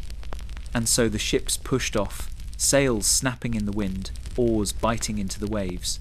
The sea carried them northward, toward the city whose fate was forever bound to their own. Dublin's sea kings and their Irish thrones reached across the foam for York, and the land itself seemed to hold its breath, waiting for the next clash of Saxon, Dane, and destiny. The year was darkened by omens, the skies heavy with storm, as though the very gods foresaw the carnage to come. Across the land, horns sounded and banners unfurled, for the kings of Britain and the sea had gathered to decide the fate of the island. Ethelstan, grandson of Alfred, marched with Saxon and Mercian hosts at his back. Against him came Olaf of Dublin, son of Viking kings, Constantine of Scotland with his spearmen, and the warbands of Strathclyde, all united to break the English crown. The place was Brunanburh, and the ground there would drink deeper of blood than any before. At dawn, the mists parted, revealing two armies stretched across the ridges, their banners rippling in the wind. The Saxons stood grim and silent, shields scarred, spears bristling like a thorn hedge. Priests walked among them, blessing the ranks, their voices trembling but resolute. Across the field, the allied host surged with noise and fury. Viking men beat their swords upon their shields, their chants echoing the names of Odin and Thor, while the Scots shouted in Gaelic and the Norse Irish bellowed like wolves. The air quivered with the promise of slaughter. The clash began like thunder. Shield walls slammed together, splinters flying, men crushed chest to chest. Spears thrust in rapid rhythm, swords rose and fell, and the cries of the dying filled the valley. A Viking man swung his axe in a wide arc, splitting helm and skull, his beard matted with blood. Another dropped his weapon and tore at the Saxon line with bare hands, madness burning in his eyes. Between them strode Olaf, his banner marked with the raven, his voice rising above the din as he urged his men forward. Ethelstan did not falter. At the centre of his host he stood, his sword flashing like a bolt of sun through cloud, his shield ringing with blows. Around him, the Saxons pressed hard, driving their spears into the enemy line. Hours passed, yet neither side yielded. The ground grew slick with gore, men slipping as they fought, their bodies trampling the fallen beneath. A Viking child, far away in Dublin, would one day hear of this battle, told with pride, by scolds of how their fathers fought like gods and died like heroes. By midday, the field was chaos. Constantine's men staggered, driven back by Mercian fury. Strathclyde's warriors lay thick upon the earth, their cries fading into silence. Still Olaf and his Viking men held fast, their shield wall bending but unbroken.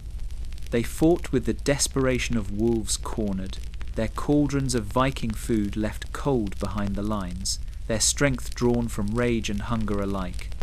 But as the sun began to fall westward, the weight of Ethelstan's host bore down.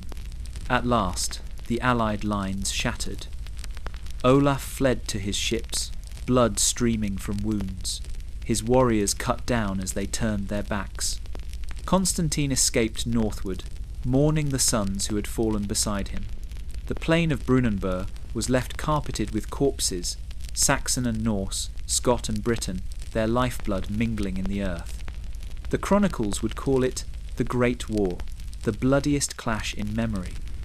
Ethelstan stood triumphant, his realm secure, his name carved into history. Yet no feast nor song could wash away the horror of that day. For at Brunanburh, gods clashed with God, kin fought kin, and the island itself seemed to groan beneath the slaughter.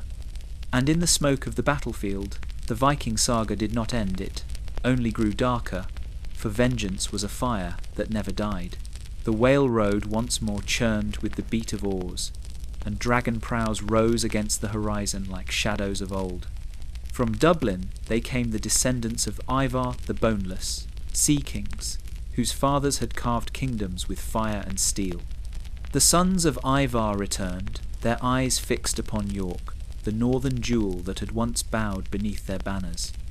England, still trembling from Brunanburh's fury, found itself fractured again, the blood of victory scarcely dried before new storms gathered. Dublin throbbed with their ambition. Its markets rang with the cries of merchants and the clank of chains as slaves were sold in droves. Silver spilled across trestle tables, furs and wine changed hands, and in the longhouses the skalds sang of Ragnar and Ivar, reminding all of the oaths sworn by their sons.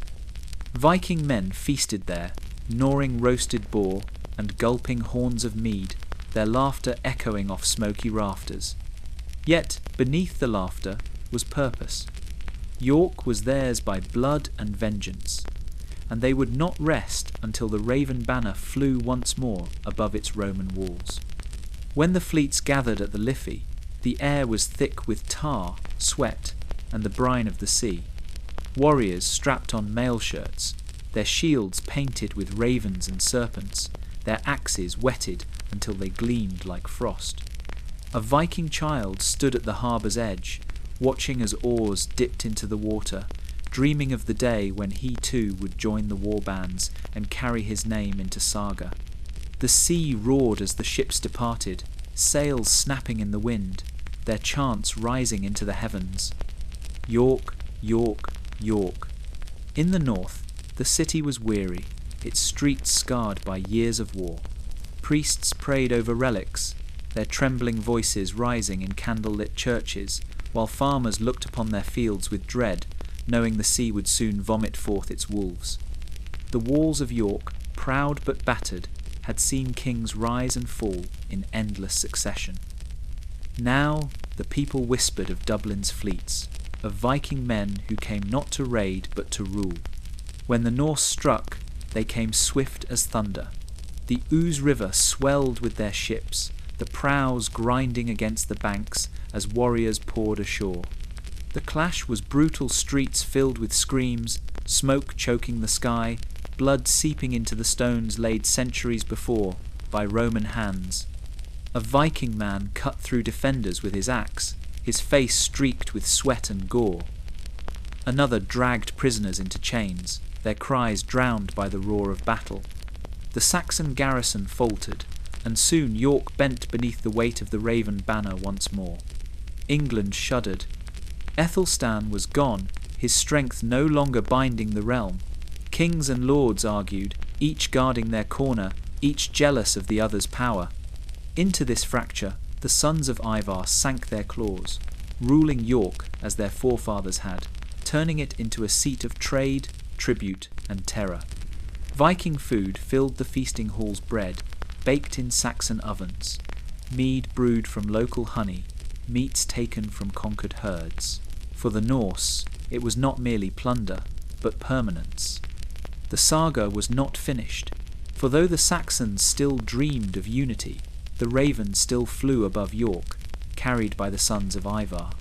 And so long as their ships ruled the rivers and seas, England remained a land divided, a kingdom forever at war with itself. The wind from the northern seas carried with it the smell of salt and iron, and upon its breath came a man whose name was spoken with both fear and awe, Eric Bloodaxe. He was no mere chieftain, but a king of Norway, cast adrift from his homeland by brothers and rivals, his sword too restless for peace. Fate drove him westward, and in the lands of the Danelaw he found new soil to stain. Northumbria, weary from years of war, bent its knee to him, and thus the last Viking king in England took his throne. Eric was every inch his name, a Viking man of towering frame, his beard wild, his eyes burning with the cold fire of a wolf in winter. His sword never long stayed sheathed, for he ruled through terror and steel. The halls of York shook with his presence, the torches flickering as he strode among his men. Viking food roasted meats, loaves thick with butter, ale foaming in horned cups was laid upon the tables, yet his followers feasted in silence, knowing their lord's wrath was as quick as his generosity. For Eric Bloodaxe was a king to be feared, and fear was the mortar of his crown. The Saxons hated him, but they trembled before his fury. Priests whispered in their cloisters that he was Odin's wolf sent to scourge the land.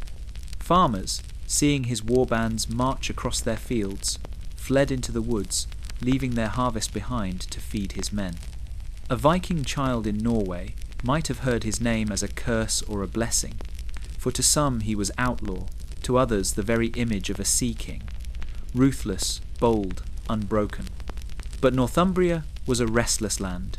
Its nobles had bent to many masters, Saxon and Dane alike, and they resented the iron grip of the foreign king. They conspired in shadowed halls, whispering with rivals, sending messages south to Saxon rulers who waited for the chance to strike. Eric's reign was like holding flame in bare hands, bright, burning, but fleeting. Still, he fought as only a Viking man could. His warriors clashed with Saxons and Britons, their shields locked, their axes cutting paths through flesh and bone. The fields around York and along the rivers were sown not with grain but with corpses. Blood ran thick in the mud, ravens feasted upon the slain, and the skalds sang of their king's defiance. To stand with Eric was to live boldly and die gloriously, the dream of every Norse warrior since the first longship touched foreign sand. Yet even the fiercest flame gutters. Betrayal struck deeper than any sword. Northumbrian lords, weary of his rule, turned their backs on him, calling for Saxon aid. Surrounded and outnumbered, Eric met his fate as he had lived bloody, unyielding, roaring his defiance to the skies. He fell beneath a storm of spears, his body left upon the earth he had claimed, his saga ending far from the fjords of his birth. With Eric Bloodaxe died the last Viking king in England. The raven banner sank into the mud, and the halls of York grew silent. A Viking child in Norway would no longer hear of new conquests across the sea, only of a king who burned too brightly, too briefly. Yet in that blaze, the saga of the Northmen closed, leaving behind ashes, place names, bloodlines, and the lingering echo of dragon-proud ships that once darkened England's shores. The clang of hammer on anvil once rang proud in Saxon halls, but now another sound haunted the land, the clink of silver, poured out in desperate tribute.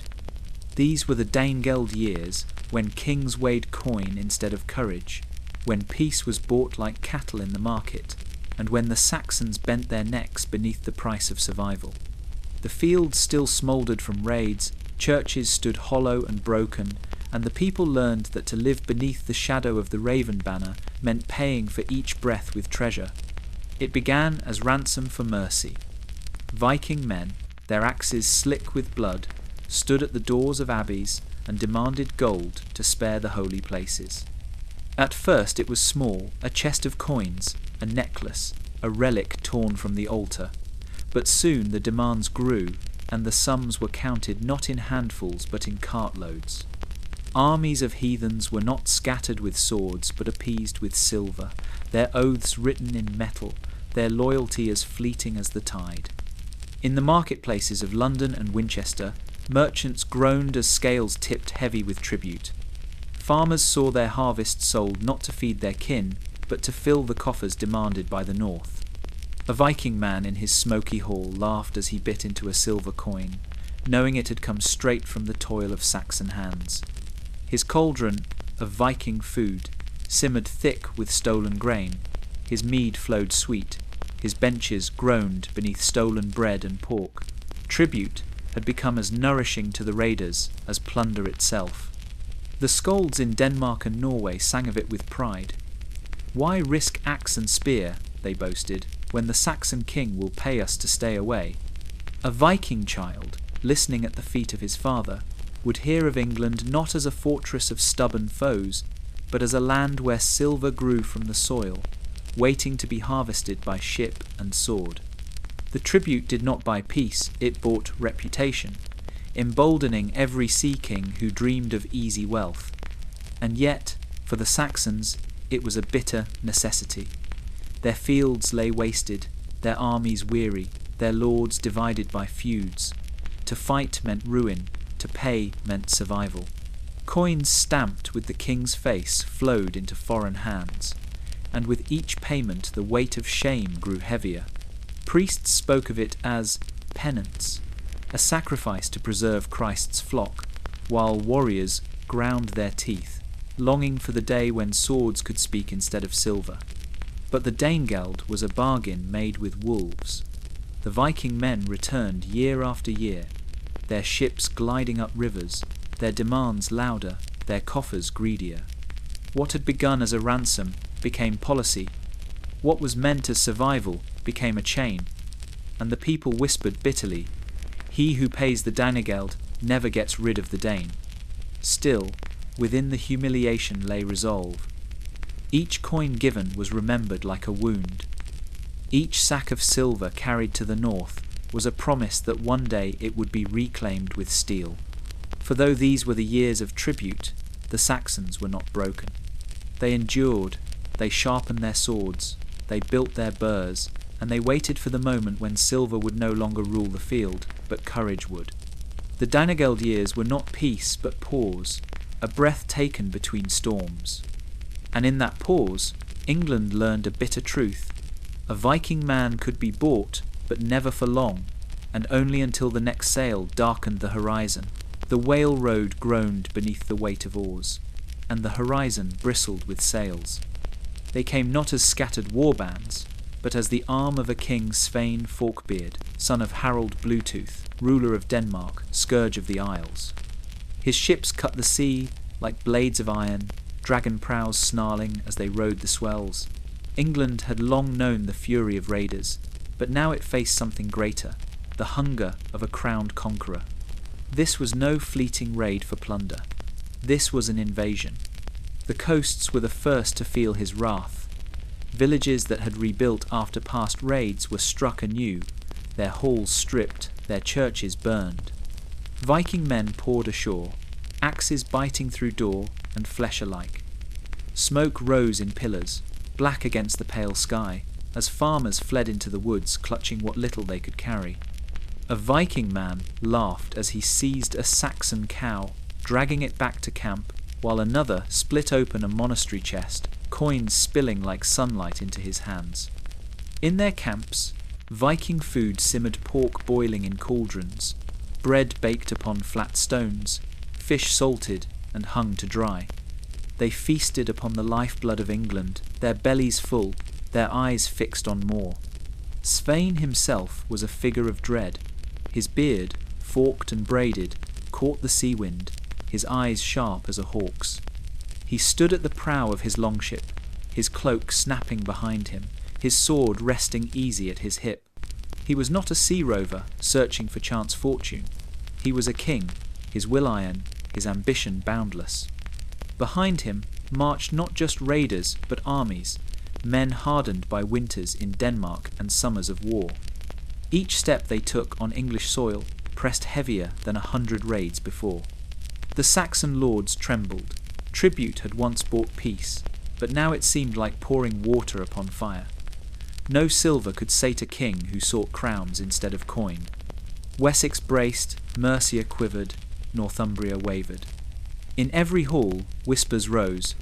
If Forkbeard cannot be stopped, all England will wear his yoke. Priests raised the cross higher, their chants echoing in hollow churches. Yet even they feared that Christ's mercy might not withstand the storm. And still the fleets came, more ships each season, more warriors spilling across the shores. A Viking child, standing barefoot in Denmark, might have watched the sails vanish over the horizon, knowing his father was not only chasing plunder, but forging an empire. Tales spread through the north of easy victories, of English kings cowed, of endless silver and fertile fields waiting to be claimed. Each tale drew more men to Svein's banner, swelling his host until it seemed as though the sea itself carried his will. England bled, but it endured.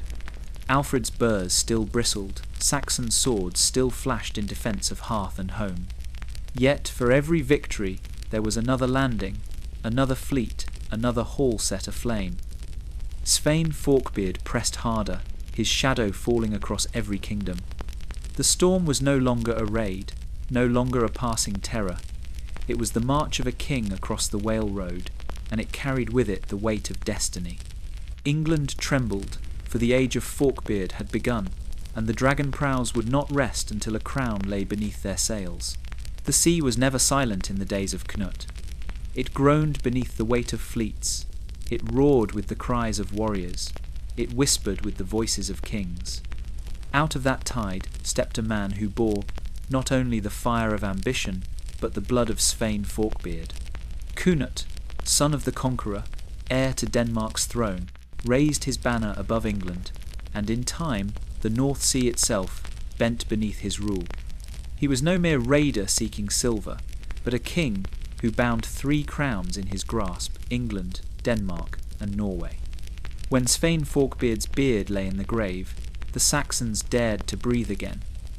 They thought the storm broken, the fleets scattered, the raven banner fallen. But in the smoky halls of Denmark, Knut swore an oath upon his father's sword. What Svein had begun, he would finish. He gathered warriors from every fjord and isle, Viking men who had followed his father, and those who now sought fortune beneath his hand. The docks thundered with the sound of oars being fitted, sails dyed with pitch, and ochre unfurled like wings, and ships by the 100 pushed into the Whale Road. England felt the weight of that oath. The Saxon Fyrds raised their spears, their priests prayed night and day, but the tide was too great. Town after town fell, their walls shattered, their churches looted, their people bent beneath new lords. A Viking man feasted in Winchester, tearing meat from the bone, his laughter filling a hall once meant for Saxon kings. Cauldrons of Viking food simmered grain stolen from English fields, pork roasted on spits, fish drawn from English rivers. The conquerors feasted not only on bread and meat, but on the land itself. Canute did not stop with England. From his new throne, he looked across the sea to Denmark, where rivals sought to claim his father's crown. He sailed swift, his longships carving the waves, and struck like a thunderbolt. Soon Denmark bent its knee, its lords swearing oaths to him. Norway followed, taken by force and oath alike, its fjords echoing with the tread of his armies. A Viking child in those lands grew up hearing one name above all others, Canute, whose reach stretched across the sea, whose fleets were endless, whose throne rested upon the whale road itself. Yet he ruled not by sword alone. Canute was ruthless, but he was also shrewd. He married into Saxon nobility, he gave silver to the church, he bound the priests to his will as tightly as the jarls. His laws blended Saxon with Dane, his coinage bore his name in Latin script. Where a Viking man once came only to plunder, Canute came to reign. England was no longer a prey to be devoured. It was the heart of his empire, the jewel that bound his crowns together. The halls of England resounded with strange harmony, Norse warlords feasting beside Saxon lords, monks chanting while Viking men guarded their doors, markets filled with tongues from across the sea. It was an uneasy peace, born not of love but of power, yet under Canute's hand the North Sea Empire held. Thus rose Canute, son of Svein, who bound England, Denmark, and Norway in his grasp. His saga was not of fleeting raids, but of kingdoms chained together. A Viking king who turned the whale road into his highway and ruled as no Northman ever had before. And though the sea was restless, for a time it bore only one master's name, Canute. The whale road glistened with salt and foam, but now it was no longer only a path of raiders. Under Canute, the North Sea itself had become a highway of kings, binding England, Denmark, and Norway in a single realm. The North Sea Empire, men called it, a dominion stitched together not only by blood and steel, but by wind and tide. From Winchester to Roskilde, from the fjords of Norway to the flat fields of East Anglia, ships carried tribute, warriors, merchants, and priests. England, once prey to the axe, now beat as the heart of a Viking king's dominion. In the towns and markets of England, life bore a new rhythm. Viking men walked the streets beside Saxon traders, their cloaks of wolf and bear brushing against woolen tunics. Silver coin clinked in the markets, stamped with Canute's name in both Latin and runes. At feasts, the tables groaned with plenty Viking food of roasted pork, salted fish, and bread baked dark from the hearths of conquered homes. Horns of mead clashed against cups of ale, the voices of Norse jarls mingling with those of Saxon ealdormen, bound by their king's iron will, though not always by trust. In York, the raven banner still flew proudly beside the cross. Skalds sang of Ivar, Ragnar, and the sea kings of Dublin, while monks copied manuscripts in the shadow of new Danish patrons. In the south, Winchester served as Canute's English throne, its halls alive with the murmur of foreign tongues. A Viking man who once came to burn now came to govern, his sword laid aside for the scales of trade, though his hand never strayed far from the hilt. The sea tied it all together. Fleets of longships carried not raiders, but tribute, furs from Norway, silver from England, wine from Francia, and slaves from Ireland. A Viking child, born in Roskilde, grew up hearing tales not only of raids, but of empire, of how his king commanded lands across the sea, as though they were farms linked by rivers. The whale road was their inheritance, the spray of the ocean, their bond. Yet beneath the splendour ran unease. The Saxons bent knee, but their hearts smouldered with memories of freedom.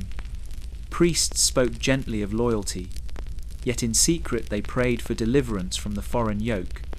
Viking men, too, grew restless, for an empire demanded patience and discipline, and not all warriors longed for peace.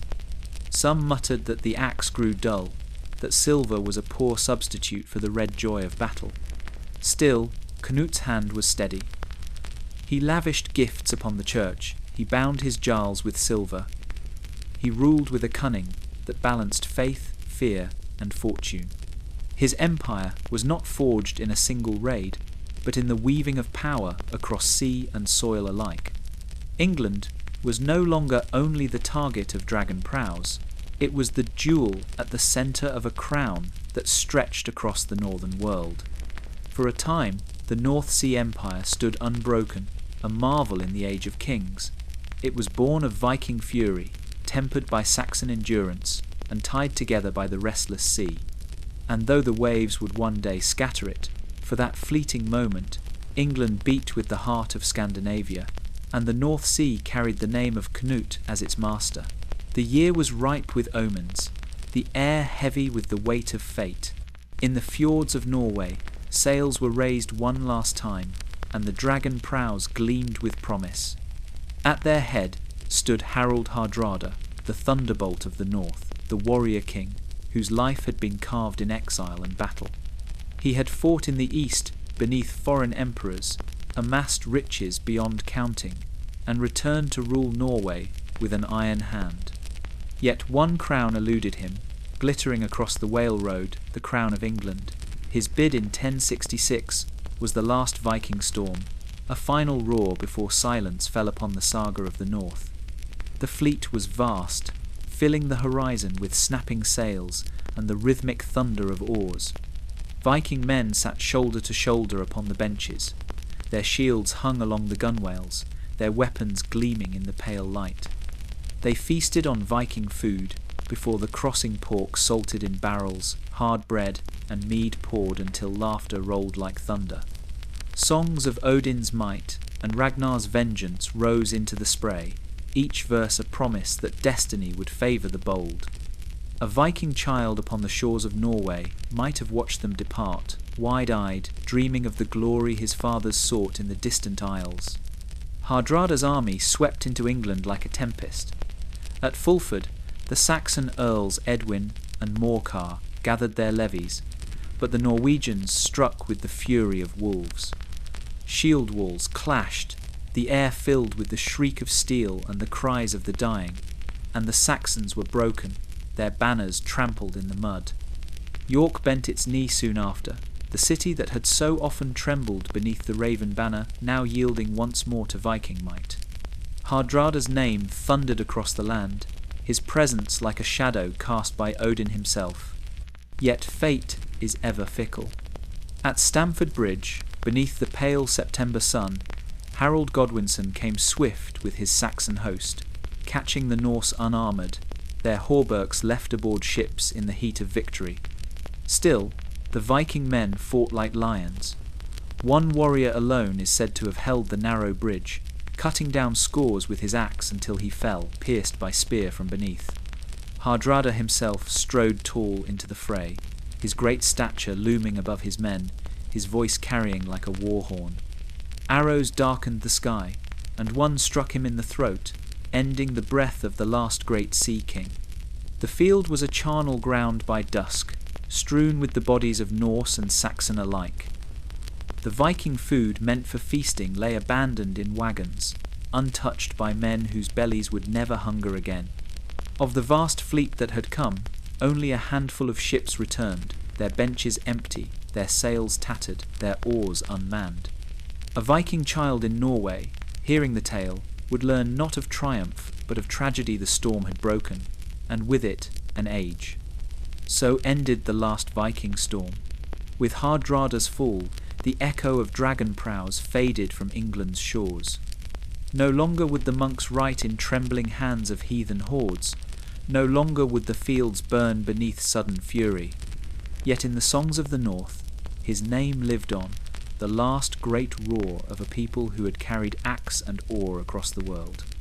And though silence followed, the saga of the Viking man endured, etched forever in the stones, the place names, and the bloodlines of the land they once shook. The longships no longer cut the whale road, their dragon prows rotting into the tide, yet the memory of their oars still lingers in the land. Though the last storm of the north had passed, England bore the mark of the Viking as though carved into stone, not only in the ashes of monasteries or the scars of battles, but in laws, in names, in bloodlines, and in the rhythm of life itself. What the Vikings left behind was more than ruin. It was a legacy woven into the marrow of the kingdom. The villages spoke of it first. Every bye, every thorpe, every beck whispered of Norsemen who had once stood with axe and plough. The farmer calling his cattle at Grimsby, the shepherd guiding his flock at Scunthorpe, the child splashing in a stream called a beck, all carried the tongue of the Viking man without knowing it.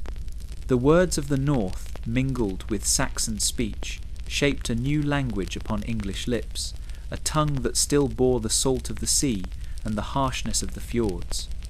In the halls of law, too, their presence endured.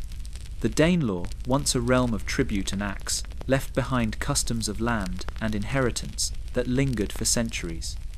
Witan and moot courts took lessons from the assemblies of the north, where free men had raised their voices beneath the open sky. A Viking man might once have stood at such a gathering, his cloak heavy with frost, his voice demanding justice. A Saxon descendant centuries later would do the same, never knowing his right to speak was ceded by the heathen who once conquered his land. Blood itself bore the mark. Children born of Saxon mothers and Norse fathers grew into lords and farmers alike, their bloodlines branching into every shire. A Viking child raised in York might have knelt at a Christian altar, his father's axe hanging above the hearth as memory of a godless past. In Lincoln, a Saxon girl bore the fair-haired children of a Danish settler, their faces blending two peoples who once fought to the death. The mingling was not only of blood but of spirit, binding conqueror and conquered into one people. Even in the fields, their shadow remained. A Viking food, once foreign smoked fish, flatbread, curds of sour milk, lingered in the kitchens of English homes. Crafts in wood and iron, shipwright's cunning, and the art of weaving sails found roots far from the fjords. Farmers tilled land once scorched by war, yet in their tools and ways of measure, echoes of Norse hands could still be seen. And, in the wind, the sea itself remembered. Along the coast, where gulls screamed and waves broke upon shingle, old men still swore they could hear the creak of timbers, the beat of oars, the horn call of warriors who had once leapt ashore with fire in their hands. Priests spoke of them as scourges, yet the people whispered of them as forebears, part of the very soil upon which they now stood. The Vikings had come with fire and steel, yet they left with something greater. Their mark lay not only in ruins, but in the fabric of England itself, a legacy of law, of names, of kin, of craft. Though their ships had long vanished beyond the horizon, their echo remained, humming in the stones, the rivers, the fields, and the blood of the people. What the Vikings left behind was no passing storm, but a tide that reshaped the land forever.